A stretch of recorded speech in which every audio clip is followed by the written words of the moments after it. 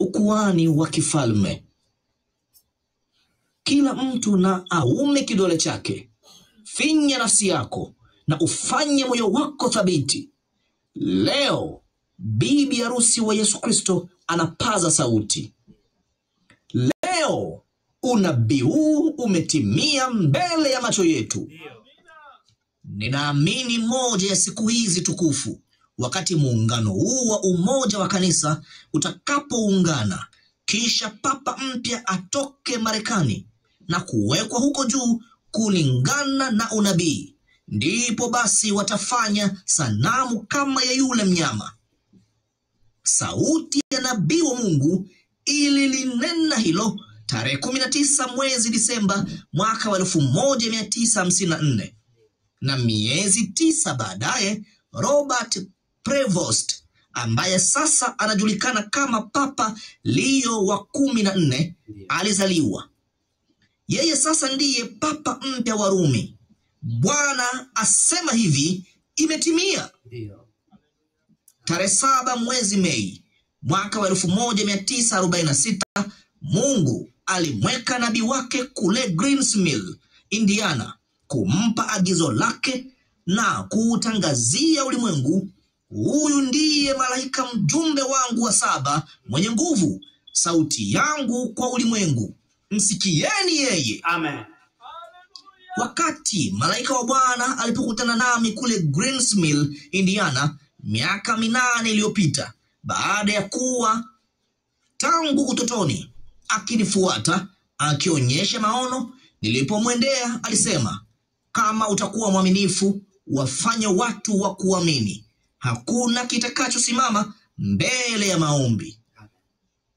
William Marion Branham ndiye sauti teule ya Mungu kwa ulimwengu, nabii hodari ambaye neno la Mungu humjia. Kulingana na neno, yeye ndiye mfasiri pekee wa kiungu wa neno la Mungu. Yeye alithibitishwa na Mungu mwenyewe kwa nguzo ya moto.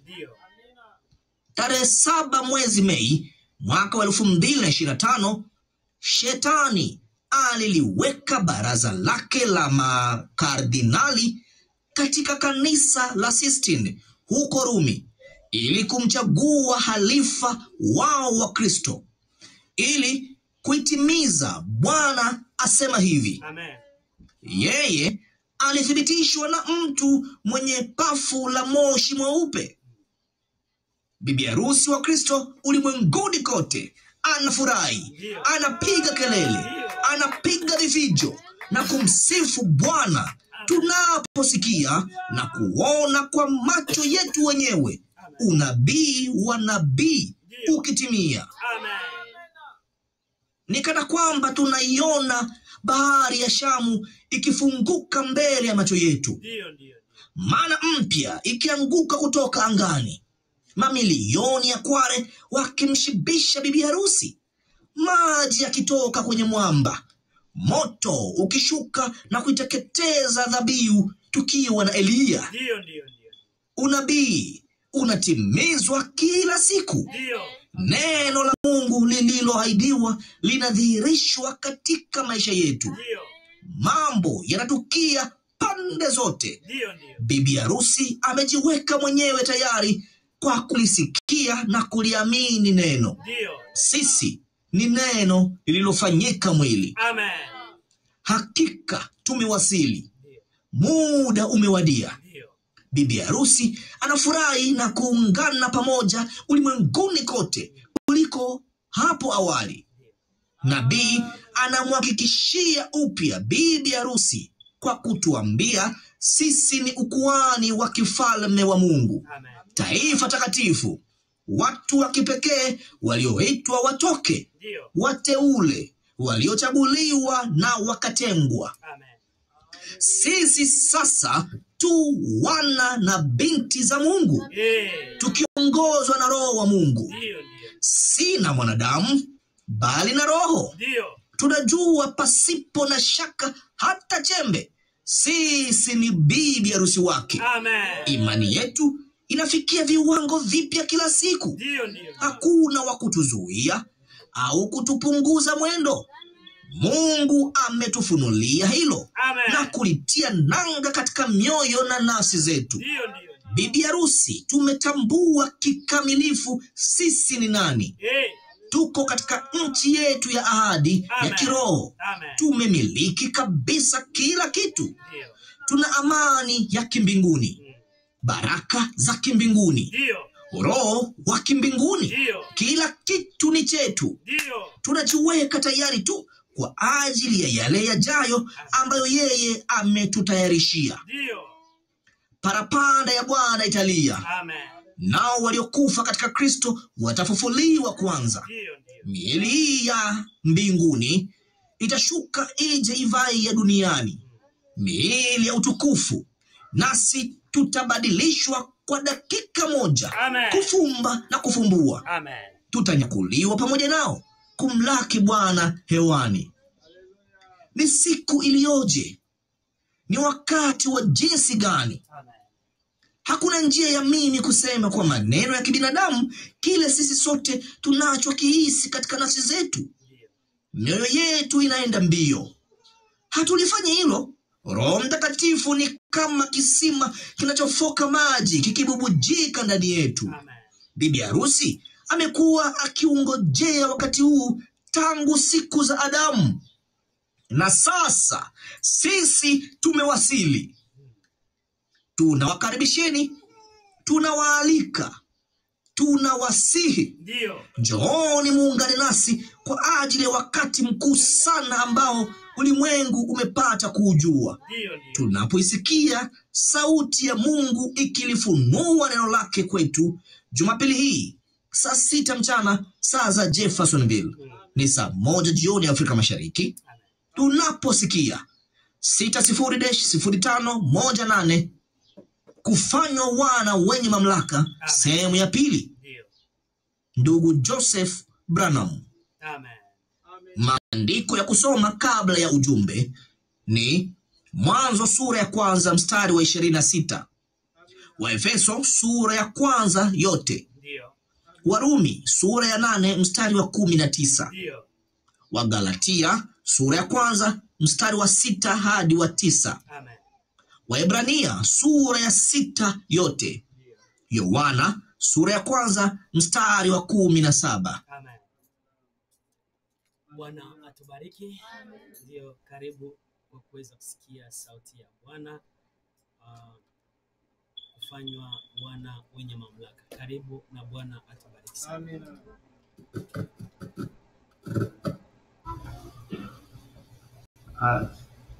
Just a little late. Someone was violent, very violent, and I just had to go at that time because they were very, very bad. We drove all the way from Michigan. The sheriff had called and so forth that they were very, very bad. Now, but it's going to be all right. Everything's under control, so that's fine. Amen. When the Lord comes in, everything's under control, and it isn't. Oh, he is so good to think of His goodness and His mercy, of what He means to us, and how precious is His praises. Well, we tried to start saying that we would take the first 3 chapters of the book of Ephesians. I think we got the first 3 words, or the first 3 something there. We didn't get very far. But maybe tonight we can venture along a little further. Now, I want to say that I am not a Bible student by a long ways, and a long ways from being a theologian. But I love the Lord, and I love to serve Him, and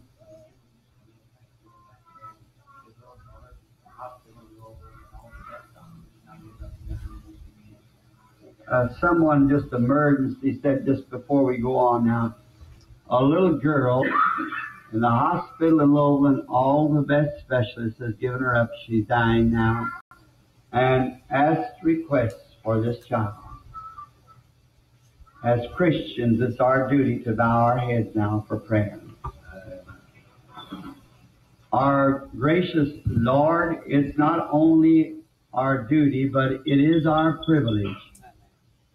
And it is our desire that ya kwamba tunainamisha vichwa vyetu usiku wa leo kama kanisa, kama kundi la watu walioitwa wakatoka, watu wanaoamini hapa usiku wa leo kufundisha neno lako, likituwekwa mahali petu katika ule mwili ambapo ndipo mahali petu na ambapo tunaweza kufanya kazi tukiwa tumeunganishwa pamoja kama washiriki wa mwili wa Kristo. And now it is called upon us to go immediately. Na sasa tumeitwa tumwendee Mungu mara moja. Na kila mmoja wetu sisi akina baba tufikiri kwamba vipi kama huyo angalikuwa binti wetu mdogo, jinsi mioyo yetu ingechomwa na kuumia ndani yetu. Nasi tungeyaomba makanisa yafanye maombi mara moja,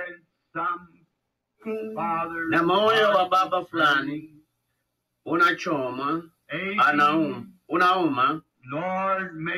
Bwana, jalia utu huo mkuu wa Roho Mtakatifu uje sasa hivi kwenye moyo wa huyo baba. Ondoa kila kivuli cha shaka na kila maumivu. Jalia yeye ajue kwamba wewe ni Mungu na hakuna ugonjwa unaoweza kustahimili uwepo wako, wakati agizo lako la kiungu limekwisha tekelezwa na kanisa lako na watu wako. Na kama vile katika juma lote hii sisi tukiomba tangu Jumapili iliyopita, ninawazia juu ya njia hizi au hali hizi za maombi. Kwa ulimwengu haionekani tuna silaha halisi hasa, lakini kakombeo haka kadogo ni hatari sana kanaposhikwa kwa vidole vya imani.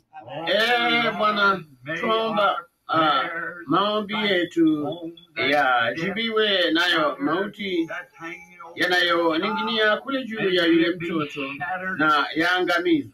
Ile giza utusituzi viondoke kwenye kitanda cha hicho kitoto, huyo mtoto mchanga au mtoto msichana mdogo. Jalia kwamba ile nuru kuu ya uwepo wa Mungu iangaze juu yake. Jalia atoke kwenye hospitali hiyo mtoto mwenye afya. Mungu, tunajua huko tu ng'ambo ya pili ya mto wapendo wetu wanangoja na kuna utukufu. Kwa sisi tunawapenda watoto wetu, nasi tunaomba Bwana kwamba kwa ajili ya utukufu wako ya kwamba utarehemu uhai wa mtoto huyo. Sisi kama kanisa lako tunayakemea hayo mauti na kusema simama kimya kule. Huwezi kumtoa mtoto huyo kwa sababu tunayadai maisha yake kwa ajili ya ufalme wa Mungu. Amen. Jalia mambo haya Bwana yaende moja kwa moja tunakoyaelekeza, katika jina la Yesu Kristo Mwokozi wetu tunaamini. Amen.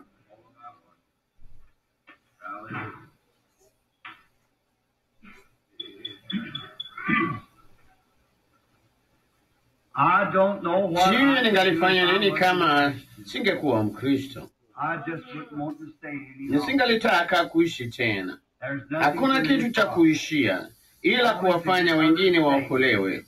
Hilo jambo nzuri sana ni jualo. Now, Sasa usiku wa leo tunataka tu kuanza msingi mdogo wa somo letu lililotangulia. and I will try Nami nitajaribu kusoma kwa sababu sura nzima kama nikiweza usiku wa leo. Kwa hiyo Jumapili asubuhi labda itanibidi kuingiza ndani Jumapili asubuhi na usiku. Kama jambo hilo ni sawa, to try to get kujaribu kupata katika taratibu hii ya yale ninayotaka kanisa lione.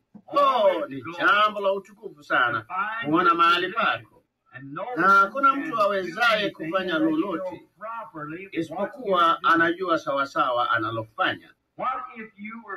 Vipi kama ulikuwa ukienda kuwa kufanyiwa upasuaji na kulikuweko na daktari kijana ambaye ndiyo kwanza ametoka shuleni, ambaye hajafanya upasuaji hapo awali? Hata hivyo yeye alikuwa kijana na mwenye sura nzuri na nywele zake zimechanwa zikalazwa maridadi kisasa, naye kavalia vya kupendeza kweli, kavalia kimaridadi sana na kila kitu. Naye akasema, nimenoa visu na nimechemsha vyombo vyote na kadhalika.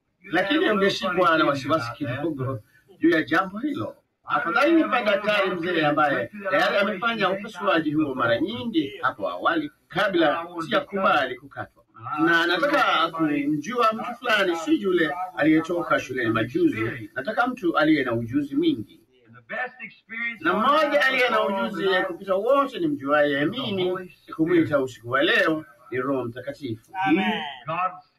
Yeye ndiye tabibu mkuu na mwalimu mkuu wa Mungu. Na kwa kuwekea ujumbe wangu msingi usiku wa leo, bado kutoka kwenye mahubiri ya Jumapili,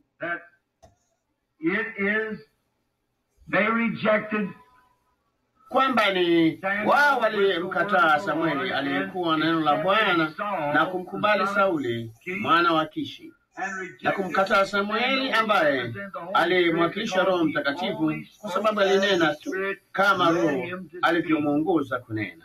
Na wakati yeye alipowaelekeza waone jambo hilo, yeye alisema, kumbukeni, sijawaambia neno kwa jina la Bwana ila lile Bwana alilotimiza, wala sijaenda vibaya mbele zenu. Hakuna mtu anayeweza kunishtakia mimi dhambi, kama alivyosema Yesu. Ni nani anayeweza kunihukumu dhambi? Unaona? Naye akasema tena ya kwamba asijaja kwenu na kuwaombeni fedha na kadhalika. Sijajitwalia chochote kwenu, bali yote niliyosema yamekuwa kwa manufaa yenu, na kwamba nimeleta kwenu kutoka katika kinywa cha Bwana. Watu wote wakashuhudia hiyo ni kweli. Yote hayo ni kweli, mbali hata hivyo tunataka kuwa na mkao. Tunataka kuwa kama walimwengu wengine.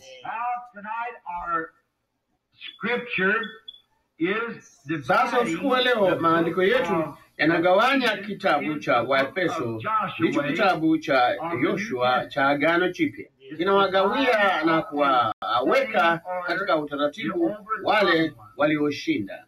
Sasa ni msingi tu kwa dakika chache kupata mahali kabla hatujaanza kusoma, tukianzia kwenye aya ya 3. Now we find last Sunday night that the God in the Old Sasa tuliona usiku wa Jumapili iliyopita ya kwamba ni nini Mungu katika Agano la Kale alikuwa amewaahidi Israeli nchi ya kustarehe, kwa sababu wamekuwa wasafiri na wazururaji, nao walikuwa katika nchi isiyo yao. Naye Mungu alikuwa amemwahidi kupitia kwa Ibrahimu ya kwamba ataishi ugenini, ya kwamba uzao wake utakaa ugenini kwa miaka 400 kati ya watu wageni, na wangetendwa mabaya, bali kwa mkono wenye nguvu yeye aliwatoa huko akawaingiza katika nchi nzuri iliyojaa maziwa na asali.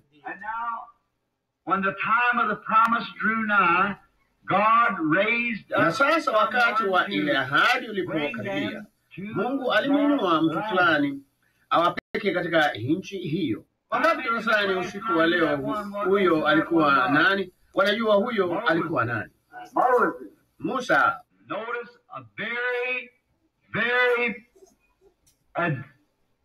Tazama mfano mkamilifu kabisa wa yule wetu aliyetolewa kutuleta kwenye nchi ya ahadi, Kristo.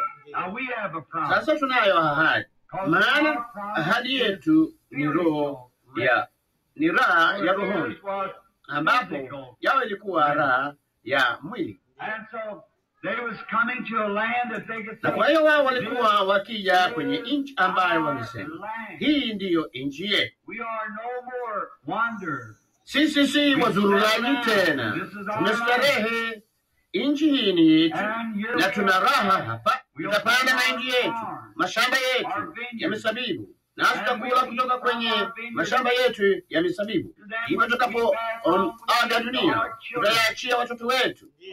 Jinsi tunaliweza kuingia katika ahadi yake, sheria za urithi, kama vile Naomi na Ruth, Boaz, kuyarudisha hayo yote, jinsi ndio katika Israeli, jinsi ambavyo yampasa chochote alichopoteza shati kikombolewe na jamaa wa karibu. Maone nzuri jinsi gani ingechukua majuma na majuma na majuma na majuma, tusingeweza kuiacha sura hii tukiingilia jambo hili. Tungeweza kuunganisha Biblia nzima papa hapa kwenye sura hii moja. Nalo napenda tu kuisoma hiyo kirefu. Tulizoea kuichukua kwa mwaka 1.5 na kamwe tusiondoke kwenye hicho kitabu, na kaa tu moja kwa moja nacho. Sasa lakini ilikuwa jambo kubwa sana hivi kwamba urithi, jinsi ilivyokuwa kwamba urithi injini, kwamba hapana mtu isipokuwa yule wa jamaa aliye karibu angeweza kukomboa urithi huo. Sasa hebu niingize jambo dogo muhimu hapa nililoguzia usiku wa juzi kwenu akina mama.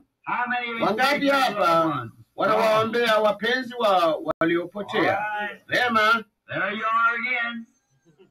Haya basi tena, naona urithi wenu, naona Paulo alimwambia yule Mrumi, kasema, mwamini Bwana Yesu Kristo nawe pamoja na nyumba yako mtaokolewa.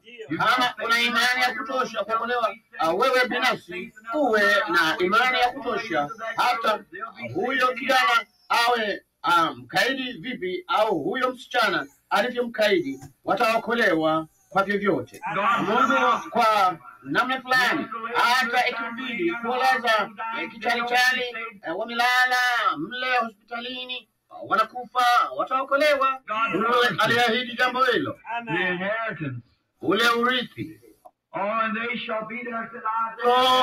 Na watakuwa mle, kasema Isaya, na watoto wao wote hawatadhuru wala hawataharibu katika mlima wangu wote mtakatifu, asema Bwana. Nina sehemu ndogo ambayo na tumaini naweza kuifikia usiku wa leo kwa ajili yenu. Inachoma moyoni mwangu tu ya jinsi hilo linavyokuwa hivyo. Bali sasa tusonge mbele. Basi ulimwona Musa, yule mtenda miujiza mashuhuri aliyewaleta Israeli kupita nchini, akaleta hata kwenye nchi ya ahadi, bali yeye hakuwapa urithi wao. Yeye hakuwapa urithi wao. Aliwaongoza hata kwenye ile nchi, bali Yoshua ndiye aliyewagawia hao watu hiyo nchi. Sivyo? Naye Kristo alileta kanisa kufikia mahali ambapo waliandaliwa milki yao, wakapewa, ikisalia tu kuvuka Jordan. Bali Roho Mtakatifu ndiye anayeliweka kanisa katika utaratibu. Yoshua wakati huu analiweka kanisa katika utaratibu, akimpa kila mtu karama, nafasi, cheo, na ndiye sauti ya Mungu ikizungumza kwa njia ya yule mtu wa ndani ambaye Kristo ameokoa, Roho Mtakatifu. Sasa mnafahamu umbali huo. Sasa tunaingia kwenye kitabu cha Waefeso. Sasa vivyo hivyo yeye aliweka kanisa katika mahali pake. Sasa Yoshua aliwaweka katika nchi ya kawaida. Sasa Roho Mtakatifu analiweka kanisa mahali pake injini, ili kwamba wao katika mahali ambapo ni pao urithi wao. Sasa jambo la kwanza analoanza nalo hapa, anaandika barua yake Paulo, jambo ambalo tutaona baada ya muda kidogo kwamba yeye alifunuliwa siri hii yote, not in a seminary, not by any theologian, si katika seminari, si na mwanatheolojia yeyote, bali ulikuwa ni ufunuo wa kiungu wa Roho Mtakatifu ambao Mungu alimpa Paulo. Tunajua ya kwamba siri ya Mungu, yeye alisema, ambayo ilikuwa imefichwa tangu kuwekwa misingi ya ulimwengu, ilikuwa imefunuliwa kwake na Roho Mtakatifu. na Roho Mtakatifu kati ya watu alikuwa akimweka kila mmoja katika utaratibu, akiweka kanisa mahali pake. Sasa jambo la kwanza Paulo analoanza hapa kuambia watu ni kuchukua yote. Kumbukeni, hili ni kwa ajili ya kanisa, si kwa watu, si kwa mtu aliyeko nje. Wake ni siri katika mafumbo, wake hawezi kulelewa kamwe, yamshinda akili, hajui kitu hata kidogo juu yake. Bali kwa kanisa ni asali mwambani, ni furaha isiyotamkika, ni dhamana iliyobarikiwa, ni nanga ya nafsi, ni tumaini na tegemeo letu, ni mwamba wenye imara. Ni kila kilicho chema, kwa kuwa mbingu na nchi zitapita, bali za Mungu halitapita kamwe. Bali mtu aliye nje ya Kanaani yake, yeye angali anatanga. Kusema kwamba yeye si mtu mzuri, sisemi hivyo. Sisemi mtu aliye Misri si mtu mzuri,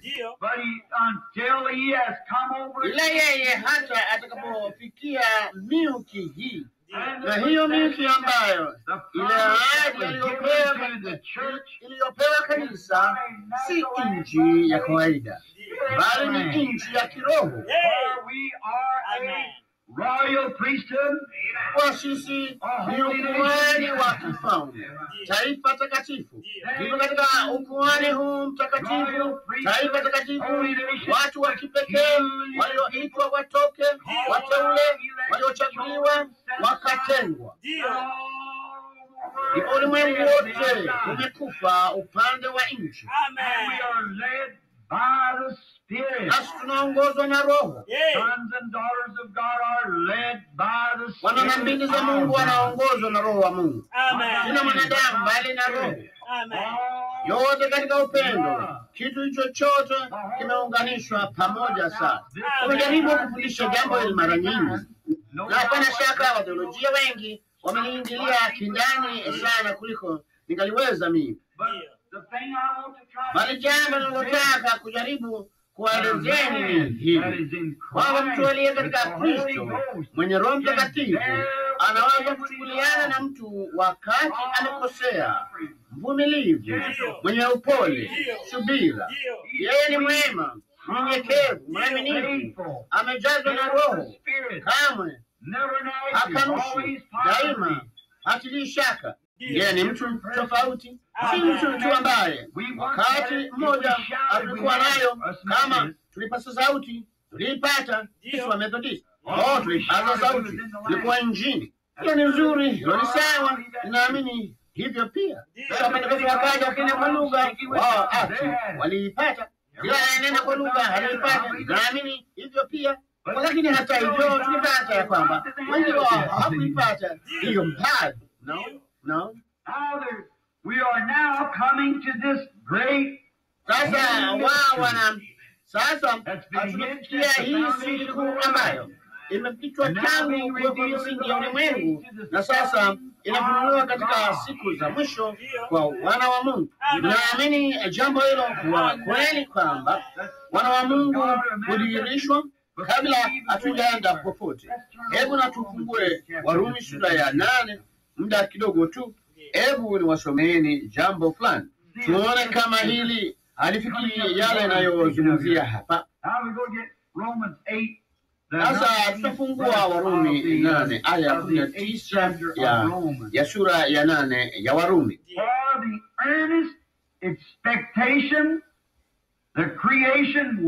Maana viumbe vyote vinatazamia kwa shauku nyingi kudhihirishwa kwa wana wa Mungu.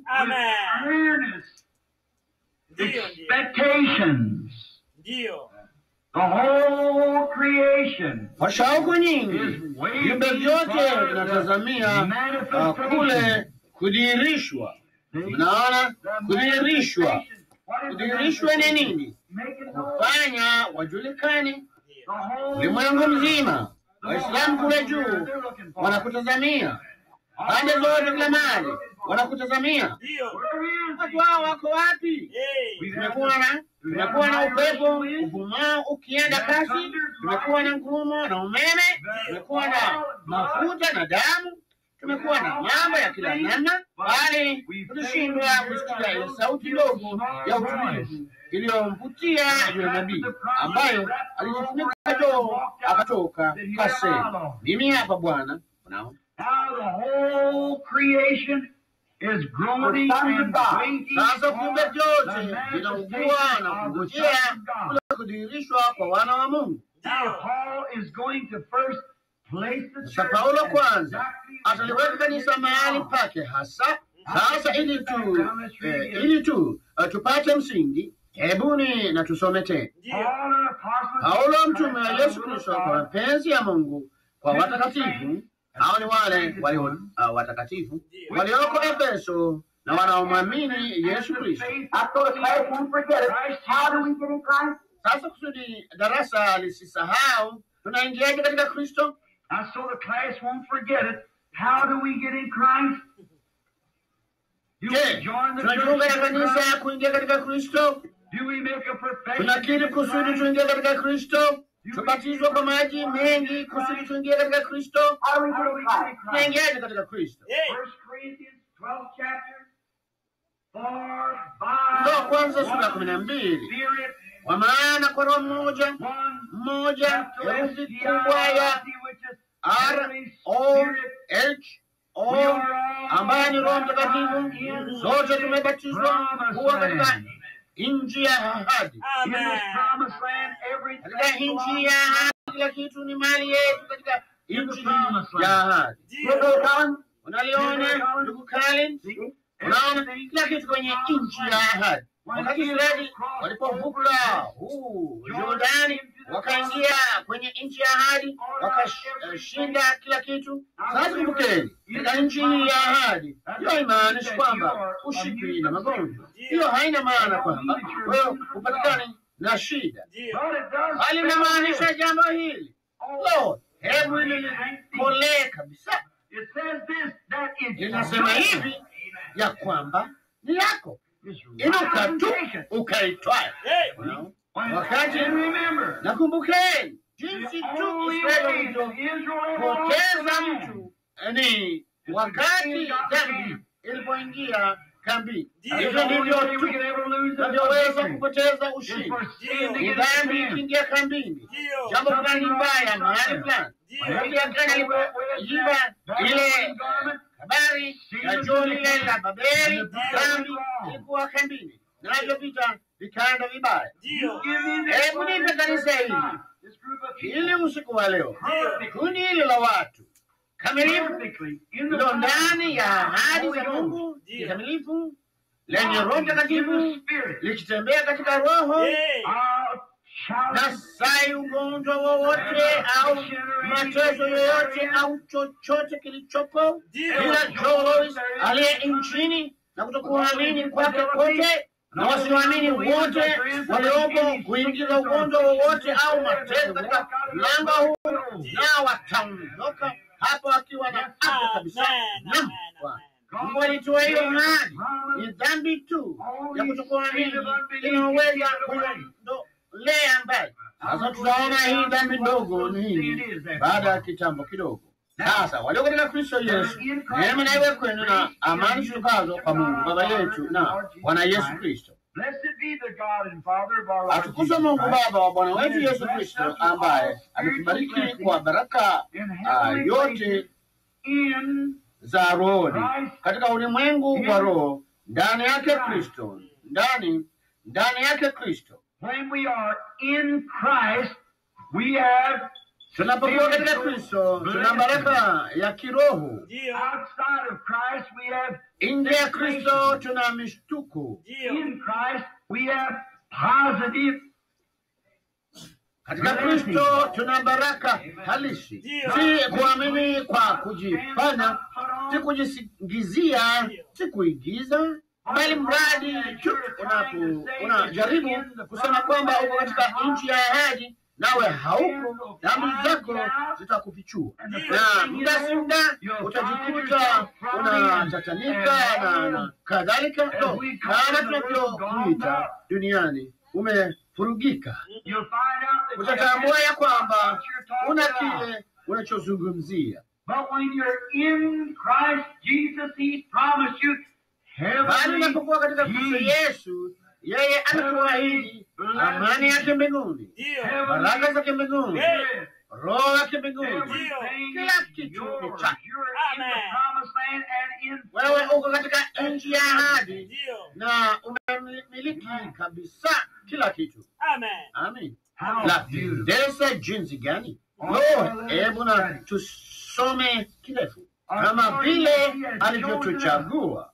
Sasa hapa ndipo kanisa linakwazika sana. Kama vile ametuchagua katika yeye. Katika nani? Kristo. Tunaona sasa kule nyuma katika Mwanzo na katika Ufunuo 17:8 ya kwamba alichagua katika Kristo kabla ya kuwekwa misingi ya ulimwengu. Sasa neno, hebu nisome inayofuata.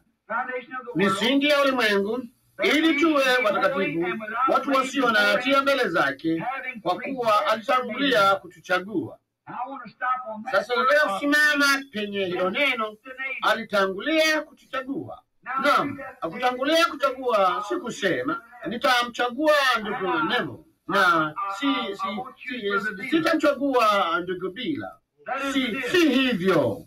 Ni kule kujua tangu zamani kwa Mungu ambako alijua ni yupi angekuwa sahihi na ni yupi hakuwa sahihi. Kwa hiyo kwa kujua tangu zamani, Mungu akijua yale atakayofanya,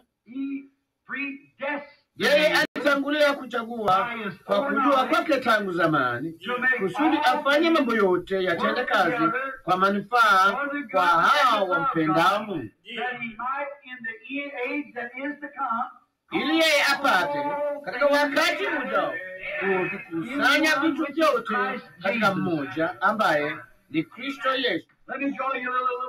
Hebu niwachoreeni mfano mdogo hapa, ni mzuri. Tunarudi nyuma, naamini nizungumzia jambo hilo kidogo hivi na juzi usiku, ama nikaligusia katika Mwanzo sura ya kwanza 26. Wakati Mungu alipojiita jina lake Bwana Mungu, liko katika neno Elohim, ambalo maana yake ni yeye aishiye peke yake. Hapakuwepo na kitu kingine kilichoishi ila yeye. Hakukuwepo na hewa, hakukuwepo na nuru, hakukuwepo na nyota, hakukuwepo na ulimwengu, hakukuwepo na kitu kingine chochote. Ilikuwa Mungu na Mungu peke yake. Elohim. Sasa yeye alifanya hilo. Ndani yake kulikuwa na sifa ambayo inamaanisha kwamba yeye alikuwa ndani ya huyu Elohimu. Kulikuwa na sifa, ama unajua sifa ni nini? Ama hebu niliseme hivi, kulikuwa na asili. Hiyo ni kusudi mtoto mdogo alielewe, nami ni mmoja wa watoto wadogo wanaopaswa kulifahamu kwa njia hiyo. Ndani yake kulikuwemo na asili ya kufanyika Baba, lakini yeye huishi peke yake. Hakuna kitu cha kumfanya Baba. Na sasa ndani ya hiyo kulikuwa na kitu kingine, kwamba yeye alikuwa Mungu. Na Mungu ni kitu cha kuabudiwa. Hali yeye alikuwa akiishi peke yake. Elohim. Kwa hiyo hapakuwepo na kitu cha kumwabudu. Ndani mle yeye alikuwa Mwokozi, na hapakuwepo na kitu kilichopotea kiokolewe. Ndani mle yeye alikuwa mponya. Naona mbali hapakuwepo na chochote kigonjwa ama chochote cha kuugua. Sasa mnaipata hiyo picha? Basi sifa zake, asili yake ilisababisha jinsi mambo yalivyo leo. Watu wengine husema, vema, mbona Mungu hakuikomesha hapo mwanzo? Yeye mkatili mwenye moyo wa kinyama, kasema Joe Lewis, yule aliyemhumu ama Jack Cole, unaona? Kasema yeye ni mkatili mwenye moyo wa kinyama. Hakuna kitu kama Mungu. Kama alikuwepo na kitu kama hicho, yeye angekuwa mimi. Alimwita tu majina ya kila namna, unaona? Lakini kwa sababu tu huenda akawa na maarifa mengi hapa juu, bali hana kitu chini hapa. Sasa hapo, hivyo ndivyo ilivyo, unaona? Neno hili linalielezea hapa, naye amelificha jambo hilo. Na siri hizi zimefichwa sasa. Akumbukeni vile alisema, tangu kuwekwa misingi ya ulimwengu, tukingojea madhihirisho ya wana wa Mungu, kuweka wazi wa kanisa. Jamani, mnafahamu? Sasa naiacha hadithi yangu kidogo tu, au nitaingia kwenye wazo langu lifuatalo kupata hii. Sasa kumbuka, wote katika zamani za Musa, kule nyuma katika zamani za manabii, kule nyuma katika nyakati zote, wao wamengojea hata siku za baadaye mambo haya yapate kuonyeshwa wazi kulingana na maandiko. Yani kweli, ili yapate kufunuliwa kwa wana wa Mungu. Kwa nini? Kutoka kwa waliopotea mpaka kama vile ile piramidi kama nilivyosema, ikijengwa na kuanza kuwa nyembamba zaidi na zaidi na zaidi. Kama vile mara nyingi nimetoa tamshi hili na kusema, Mungu alifanya Biblia tatu. Kwanza yeye aliweka angani ile zodiaka. Hivi umeshana zodiaka? Umbo la kwanza la zodiaka ni nini? Yule bikira. Na umbo la mwisho katika zodiaka ni nini? Yule simba. Alikuja mara ya kwanza kwa bikira, yuaja mara ya pili kama simba wa kabila la Juda. Naona ya pili alifanya katika piramidi kule nyuma katika siku za Enoch, wakati walipojenga ile piramidi. Na usipima ifahamu jambo hilo, ali kwenye vita ambapo wanainama na kwenda kwa magoti yao kwa muda fulani, na wanaweza kupima urefu wa vita. Unajua wamefikisha kipimo wapi sasa? Moja kwa moja kupitia kwenye chumba cha mfao. Na wakati piramidi hili lilipokuwa linajengwa, hatungeweza kulijenga kwa kila kitu tulicho nacho leo. Hatungeweza kulijenga. Limejengwa moja kwa moja namna hii kufikia kiwango fulani. Na jiwe lilo juu, lile jiwe la kileleni halikupatikana.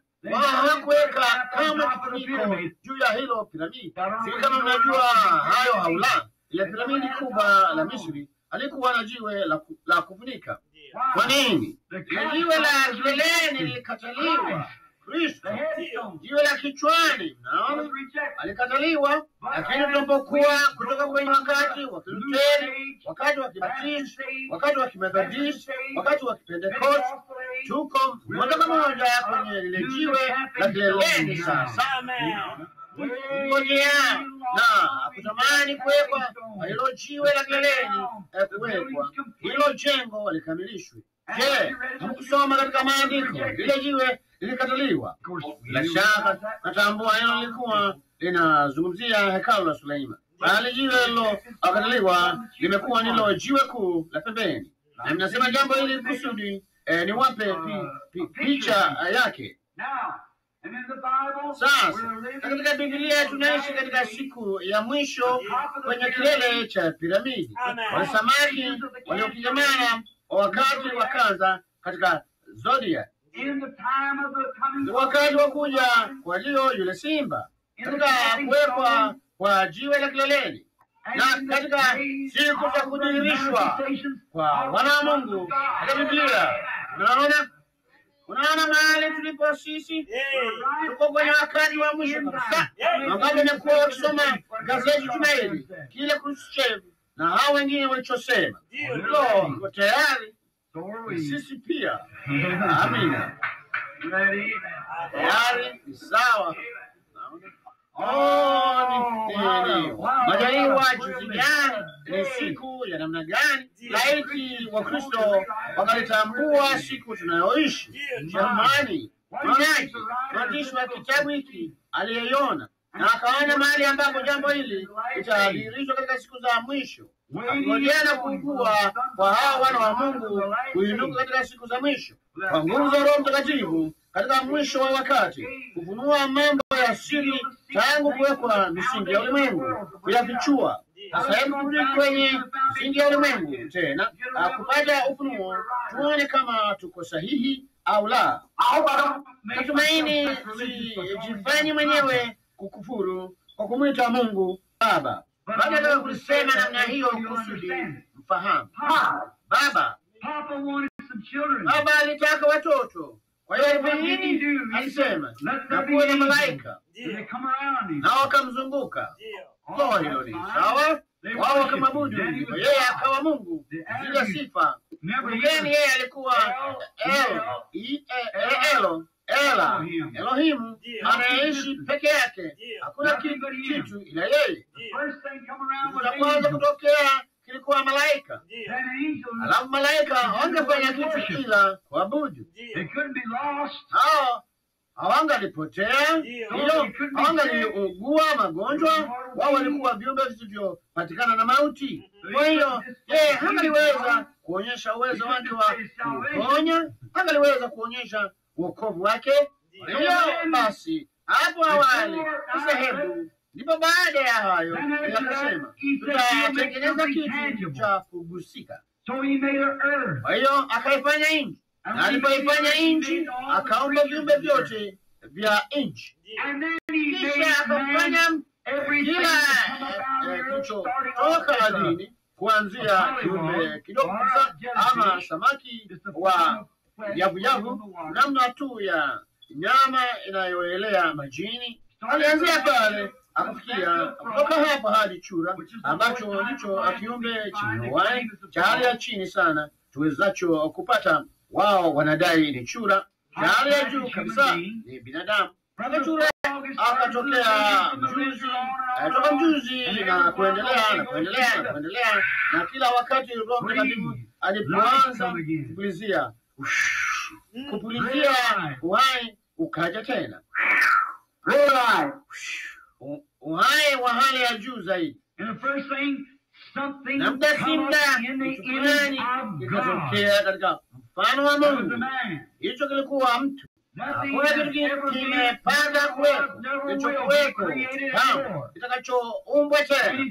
Chochote chenye hali ya juu sana kuliko mtu, sababu mtu ni katika mfano wa Mungu. Naona halafu mtu yeye alipomfanya mtu wake wa kwanza, sasa alipofanya viumbe vyake vya kimalaika, alimfanya mwanamume na mwanamke, aliwaumba wote wakiwa kitu kimoja.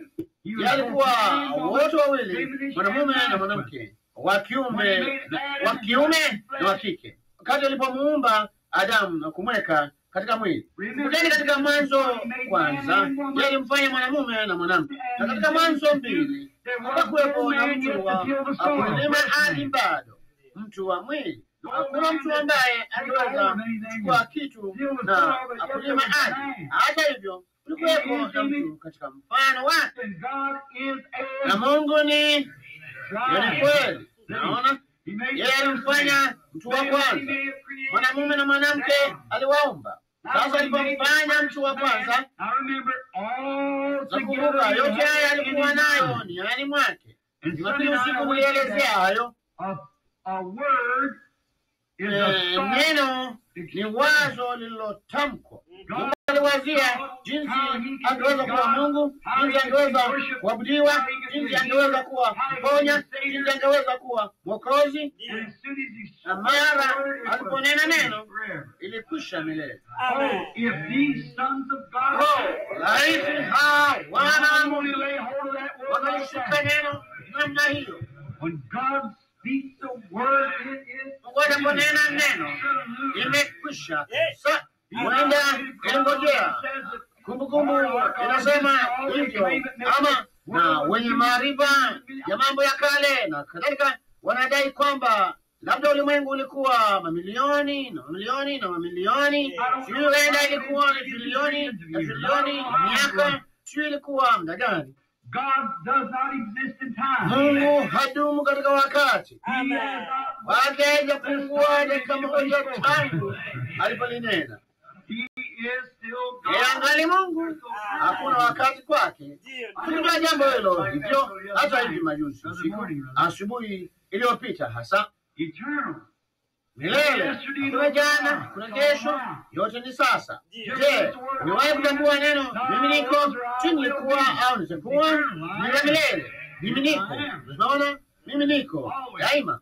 Sasa lakini nataka kuweka mambo katika wakati, ili kufanya kitu fulani kusudi kiabudu. Kwa sifa zake zikafanya kitu hili, ndipo akamfanya mtu. Alafu katika mtu alionekana mpweke. Kwa hiyo sasa kuonyesha sasa nia yake kuu, ile picha aliyokuwa nayo ya Kristo na kanisa. Yeye hakuchukua udongo tofauti na kumfanya mwanamke, bali alitoa katika ubavu wa Adamu ubavu, na kutoa kwenye roho ya Adamu ya kike na kuiweka kwenye ubavu huu. Unapomwona mwanamume anayetenda kama dodoa ndume, kuna kasoro.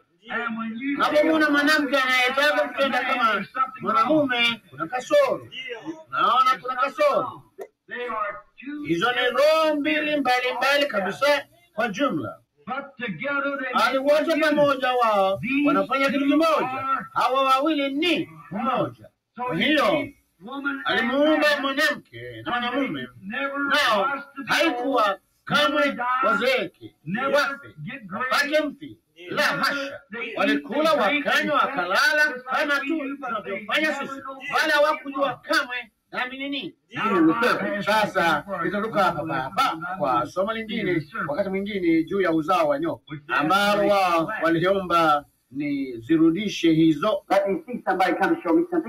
Hebu nione mtu fulani mmoja akija na akunionyesha kitu fulani ya vinginevyo. Let me see somebody come show me something different. Hilo ndilo ninalotaka kujua, naona. Now, but then, sasa lakini basi baada ya haya yote, ndipo dhambi ilipoingia. Nini kinatukia? Kule juu kabisa, juu maili milioni 100 na mahali pakubwa hivi, na huo ni upendo kamilifu wa agape. Kila unapopiga hatua upande huu panapungua inchi moja. Na unajua ungekuwa mdogo vipi wakati utakapofika duniani. Ni kivuli cha kivuli cha kivuli.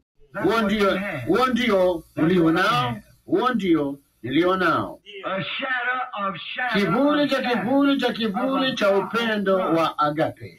Kuna kitu ndani yako, kuna kitu katika kila mwanamke ndani hapa aliyezidi umri wa miaka 20. Kuna kitu katika kila mwanamume ndani hapa aliyezidi umri wa miaka 20 ambacho kingetamani kudumu. Kuna miaka 5 tu, hiyo ni kutoka 15 hadi 20. Baada ya 20 unaanza kufa. Hadi kutoka 15 wewe ni mtoto tu katika ujana mpaka wakati huo. Ndipo unapevuka hata ukafikia 20. Baada ya 20 unasema mimi ni mtu mzuri vile vile. Unasema hivyo tu, bali sivyo ulivyo. Unakufa na unaungua. Hata ufanye nini, Mungu alikufanya hata mwenye umri huo, bali hata hivyo utakufa. Sasa ni nini inatendeka? Sasa unaanza kufa, bali mle ndani kuna kitu ndani yako kinachosema utakuwa na umri wa miaka 18 tena. Nataka kuwaulizeni jambo fulani. Vipi kama ulizaliwa miaka 500 iliyopita, nawe ukabaki ukali mwenye umri wa miaka 18 hadi leo? Ungekuwa kitu cha zamani za kale, na mawazo yako ya miaka 500 iliyopita, Ndio. kabla wale wazee waanzilishi wajaja hapa, nao walikuwa kijana mwanamke na wazo la namna hiyo. Mbona ulikuwa afadhali ungeendelea tu ukawa mzee na ukaishi miaka 500? Unaona kuna kasoro. Unasema vema, sasa hivi najisikia vizuri sana ndugu Branham. Mimi ni umri wa miaka 14, mimi ni na miaka 16, najisikia vizuri. Kipenzi, hebu nikwambie jambo fulani. Unajuaje ya kwamba mama yako yu hai dakika hii kama hayuko humu kanisani? Unajuaje kama rafiki mpenzi wako wa kiume hakuuawa tu dakika chache zilizopita, au rafiki mpenzi wako wa kike? Unajuaje kama asubuhi utakuwa maiti nyumbani mwako? Unajuaje utaondoka kanisani usiku wa leo ukali hai? Ni mambo yasiyo na uhakika sana. Hakuna chenye uhakika. Kama una umri wa miaka 15, 12, 19, 75 au 90, kuna kila kitu hakina uhakika. Hujui unakosimama. Hata hivyo una shauku ya kurudi nyuma uwe na umri wa miaka 15, 18. Ni nini kinachokufanya kufanya hivyo? Sasa ukirudi kwenye umri wa miaka 18 na ubakie hapo na usiwe mgonjwa au usiwe, ingekubidi kuwa pamoja na watu wengine, kwa maana ungaliishi zaidi yao. Unaona, watu wangeendelea katika nyakati zingine, nawe ungekuwa kitu cha zamani za kale. Ingekuwa vibaya zaidi kwako kuliko ingalikuwa kama ungalizeeka pamoja nao. Lakini kuna kitu kinachokuita uwe kule. Hicho ni yule angape mdogo, kuna kivuli kidogo kufanya kitu fulani juu hapa. Sasa hivi majuzi usiku au asubuhi hivi majuzi kwenye saa 1, wakati wa Mtakatifu wa wema wake neema alitoa nje ya mwili huu. Naamini hiyo ama sio, sisemi mimi. Nami nikaingia kwenye nchi hiyo na kuwaona watu hao, nao watu walikuwa vijana. Nami nikawaona watu wenye sura nzuri sana niliopata kuwaona maishani mwangu. Yakaniambia baadhi yao walikuwa na umri wa miaka 90. Wao ni waongofu wako. Ya ajabu wanapaza sauti, ndugu yangu. Now that is a celestial body. Sasa huo ni mwili wa kimbinguni, kwamba tunapokufa hatui hadithi, tunakuwa mwili. Kama sisi kila mmoja akifa kama kombora la atomiki linatupiga dakika hii mnamo dakika 5 tangu sasa, tutakuwa tunapeana mikono sisi kwa sisi na kupatiana kwa sana sana, kupasa sauti na kupiga na kelele na kumtukuza Mungu. Naam Bwana. Na ndugu na dada Kensa wanaoketi hapa anakisia, ndio mume na mke walio wazee sana hapa, watakuwa wenye umri wa miaka 18, miaka 20. Ndio wangekuwa tu kijana mdogo, nami ningekuwa tu mtoto mdogo, na sote tunakuwa tu. Hiyo ndio kweli hii kabisa. Kama maskani hii iliyo ya dunia hii ya kuishi duniani ikiharibiwa, tuna nyingine ambayo tayari inangoja. Mtoto mchanga anaposhuka kutoka kwa mamaye kwa uzazi wa kawaida, mwili wake mdogo utajisokota tu na miguu yake inarukaruka na kadhalika. Kunradhi kwa tamshi hili, enyi wanawake vijana, bali anapofanya hivyo misuli yake iliyo hai inacheza. Bali anapokuja duniani, jambo la kwanza anapumua, na kuna mwili wa kiroho wa maumbile utakaomjia mtoto huyo mchanga. Hapo mwache tu peke yake, atakiinua kichwa chake kidogo na kusikiliza kwenye matiti ya mamaye na kuanza kunyonya. Kama hatafanya hivyo, maziwa hata alitoka. Je, nimepata kuona ndama wakati anazaliwa, mara tu anapopata nguvu za kutosha kusimama kwa miguu yake, yeye huambiwa na nani? Anazunguka moja nyuma ya mamaye, anaanza kujisukumiza na kuanza kunyonya. Naam. Wakati huu mwili ulio wa dunia hii unapoletwa hapa, kuna mwili wa kiroho ulio tayari kupokea mara huu. Haleluya! Na tena maskani hii iliyo ya dunia hii inakaa ikiharibiwa, kuna mmoja anangoja kule ng'ambo. Mara tu tunapotoka kwenye huu tunaingia kwenye ule ambao hautaki kunywa maji baridi, hauhitaji kunywa maji ule ambao hauli. Hiyo si ya mafumbi ya dunia, bali hiyo ni halisi tu kama hii mingine, na inaweza kuhisi na kupeana mikono na kupenda tu, na kila kitu ni kikamilifu. Na mwili huo unangoja kule sehemu yake. Kuna mitatu ya hiyo. Anza uzima wako wa milele hapa madhabahuni. Hapa ndipo unapoanza umilele. Amen. Unaanza uzima wa milele papa hapa. Ndipo unazaliwa mara ya pili, mwana wa Mungu.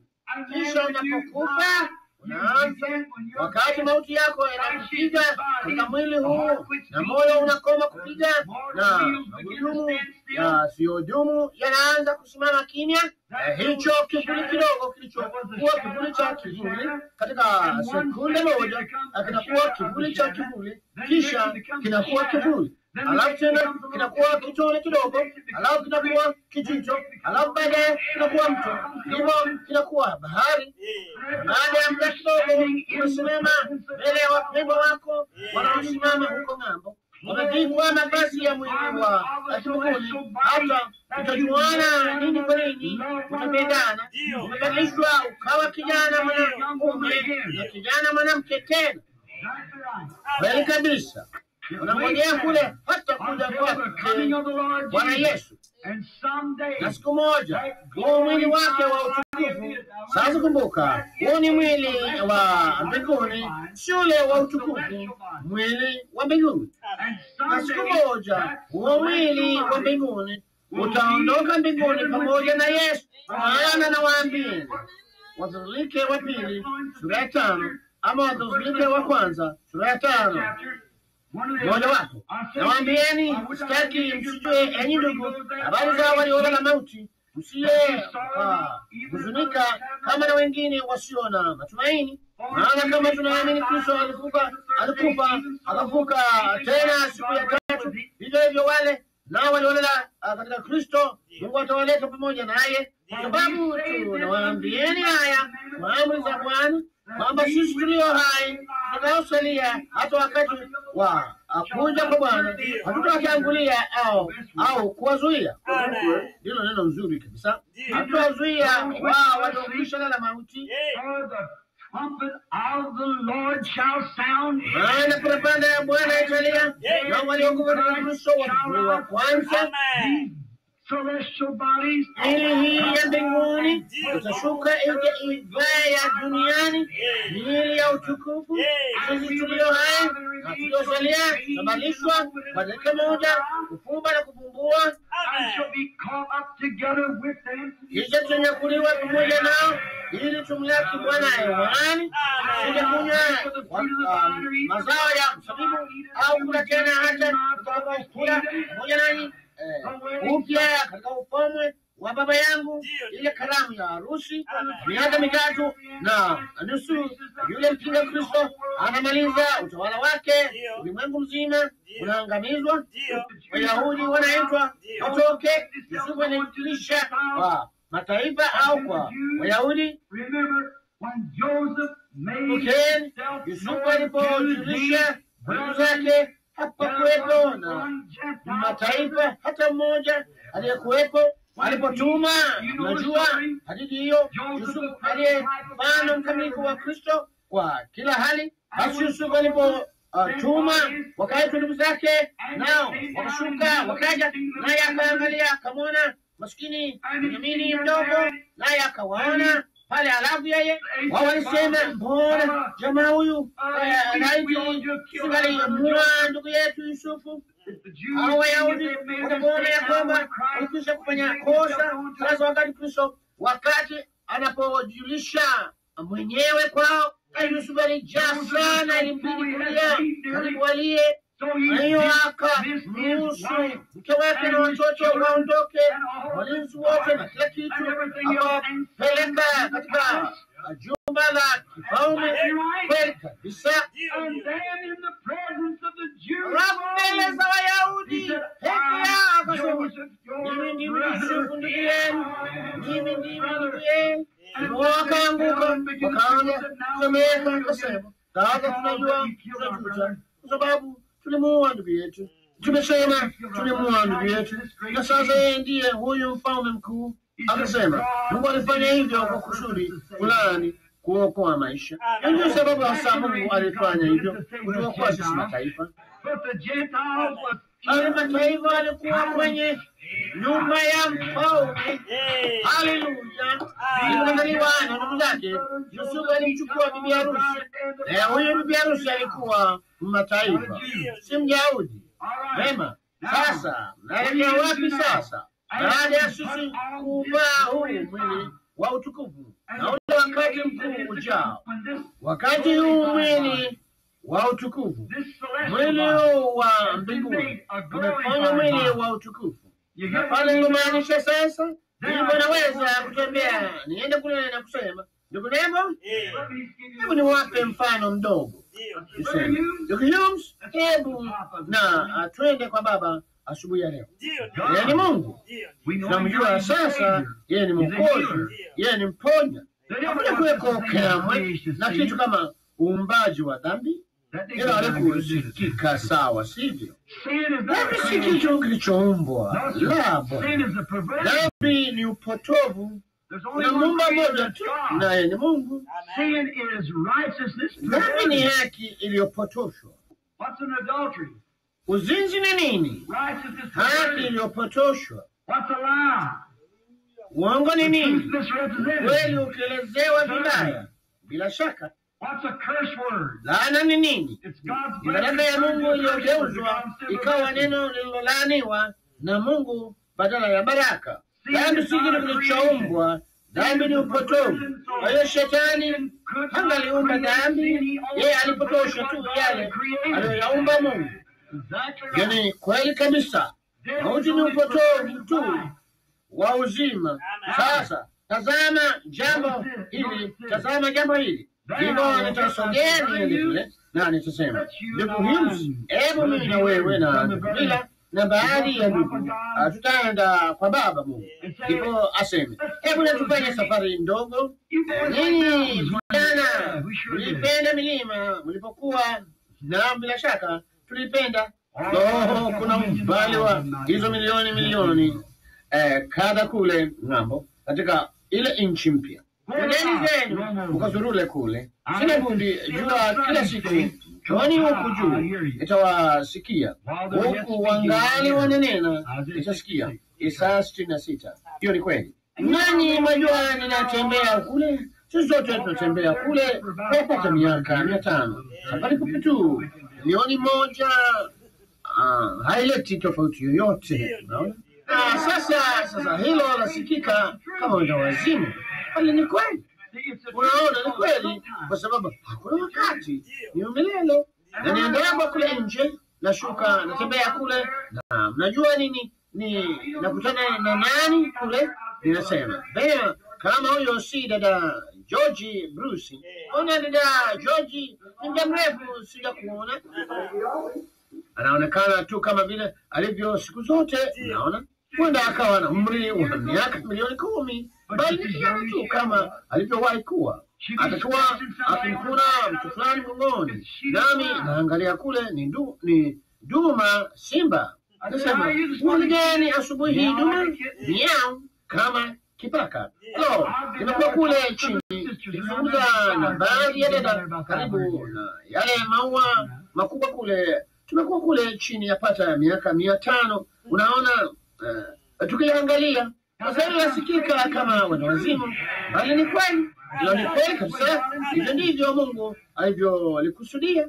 Wewe unakupatia heri ni George. Hapana madhara yanaweza kuja. Hakuna kitu hata kidogo. Wakati wa jioni tutapanda kwenye kilele cha mlima na kusema, Baba Mungu. Wakati mmoja nilikuwa nimepotea.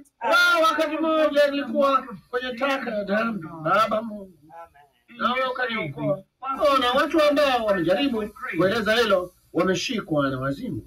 Na yule mtu aliandika ile aya ya wimbo ya ule upendo wa Mungu ambayo iliandikwa kwenye ukuta wa hospitali ya wenda wazimu, aliyejaribu kueleza upendo wa Mungu, jinsi ambavyo aliinama kuwaokoa wenye dhambi na jinsi yeye alivyofanya upendo wake ulioshuka akutuokoa wewe na mimi. Na kuhusu ibada, malaika hawajui kitu juu ya ibada. Malaika anajua tu, alisimama pale na kupiga mabawa yake nyuma na mbele na kila upande, haleluya haleluya. Lakini rehema ikafikia kujua kwamba nilikuwa nimepotea na sasa nimepatikana, nimekufa ni hai tena. Nilikuwa dhambi, nilikuwa takataka, nilikuwa kule katika pipa na takataka. Haya hapa yaliyo bora sana ambayo maisha yanaweza kukupa. Maisha uhai kushuka hapa penye takataka za Colgate, ndipo mahali panaponukia sana nilipowahi kwenda. Ushuo wa kale uchefusha moyo, nikinusa harufu yake. Nilikaa kule chini kama ushuo wote wa kale umechefusha tumbo sana, alina kusukota tu baada ya kunywa mafuta ya mbarika. Naona umechefuka sana uwezavyo kuwa. Hapana, wakimumuka kote juu yako wakijaribu kukuna wewe.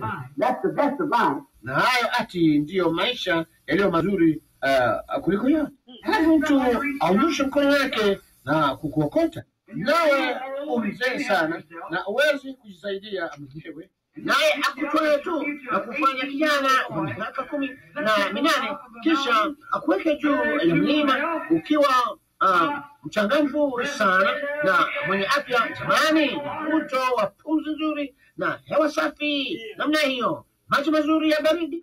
Je, ungetaka kurudi kwenye takataka hiyo tena? Kamwe utarudia hiyo takataka tena.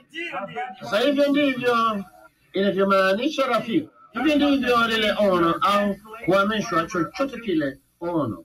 Nitasema ono maana naogopa hilo litamrudi mtu fulani kusema kuhamishwa.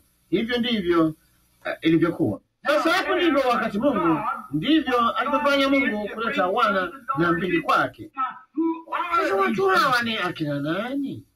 Hivi wao walipata, watu hawa walifanya nini kustahili jambo hili? Walifanya kitu gani kweli? Mungu hapo mwanzo kabla hata malaika hajafanywa, kama anajua yeye ana mwisho. If he is, he isn't God. That's right. So, God in his infinite mercy, he saw that Lucifer would do that if he created this. He put him on the free moral agency, that basis, and you're still there. That's right. The tree of right and wrong set before every one of us. You make your choice. And Lucifer was the first one to take the wrong road. And he began to draw after him. Hoggish. Try and take all for himself. Try to override somebody else. And that's where it started. Now, listen to this. That's where sin began. God in his infinite mind saw that and saw the only way. Sasa ninyi ndugu wa utatu, sitaki kuwaudhi, lakini mtawezaje kwa jina la neno nzuri la Mungu kumweka Yesu kama mtu tofauti na Mungu mwenyewe? Kama Yesu angalimchukua mtu mwingine na kumfanya aende akabe kumkomboa mtu huyo hapa, yeye angekuwa mwenye uhai asiyetenda haki. Kuna njia moja tu ambayo Mungu angalitenda jambo hilo, ingekuwa kwamba yeye mwenyewe apachukue mahali hapa, naye Mungu akawa mwili kusudi apate kuonja uchungu wa mauti, atuondolee ule mwiba wa mauti, tupate kukombolewa na yeye mwenyewe. Hiyo ndiyo sababu ataabudiwa namna hiyo. Yesu alikuwa mwanadamu, bila shaka alikuwa mwanadamu, MWINRDAMU, aliyezaliwa na Bikira Mariamu. Roho aliyekuwa ndani yake alikuwa Mungu bila kipimo. Ndani yake mlikaa utimilifu wa Mungu kwa jinsi ya mwili. Yeye alikuwa Jehova Jire, alikuwa Jehova Rafi, alikuwa Jehova Manase, alikuwa Jehova ngao yetu, ngao chetu, mponya wetu. Yeye alikuwa Alfa Omega, wa kwanza na wa mwisho. Alikuwa wa kwanza na wa mwisho. Yeye aliyekuweko, ambaye yuko naye atakuja. Jina mzao wa Daudi, moja ya asubuhi. Maana yeye alikuwa yote katika yote. Leo ulikaa utimilifu wote wa Mungu kwa jinsi ya mwili. Na mauti siku zote ilikuwa inahimba, hata uliwachoma watu. Ibilisi anasema, nimekupata kwa kuwa ulinisikiliza. Na kuchoma na kuweka kaburini. Hiyo damu ya kondoo haiwezi kusaidia chochote. Hiyo ni damu ya mnyama tu. Mungu katika hekima yake alijua ya kwamba kuna mwana kondoo ajaye aliyechinjwa tangu kuwekwa misingi ya ulimwengu. Na Bwana nao yeye aliungojea wakati huo, utimilifu wa wakati utimie. Lakini siku moja, wakati huyu mwana kondoo alipokuja, mtu huyu ambaye shetani alipumbazwa, alimwangalia kila mahali, akasema, kama ni mwana wa Mungu fanya hivi. Kama ni mwana wa Mungu afanya muujiza, na hebu nikuone ukiufanya. Hebu nikuone ukiufanya. Nitamfunga tambara kwenye uso wake. Hakupiga. Kwa nabii, tuambie ni nani aliyekupiga? Usiamini wewe ndiye yule jamaa. Wewe, tuambie akina Geranga jinsi ulivyo. Unaona yote namna hiyo. Wewe ndiwe akufungua kinywa chake.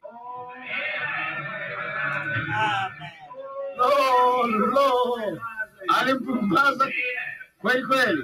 Wakati huo alipogeukia mitume akasema, ningeweza kuzungumza na baba yangu, naye angetumia mimi majeshi 12 ya malaika kama ningetaka. Pilato hakusikia jambo hilo. Wajua, ukiwa ndiwe huyo siye. Mbona mwangalie akitokwa na damu. Baadhi enyi askari, nendeni pale mkamtemee mate usoni mwake. Wakamtemea mate, wakamdhihaki, wakamng'oa baadhi ya ndevu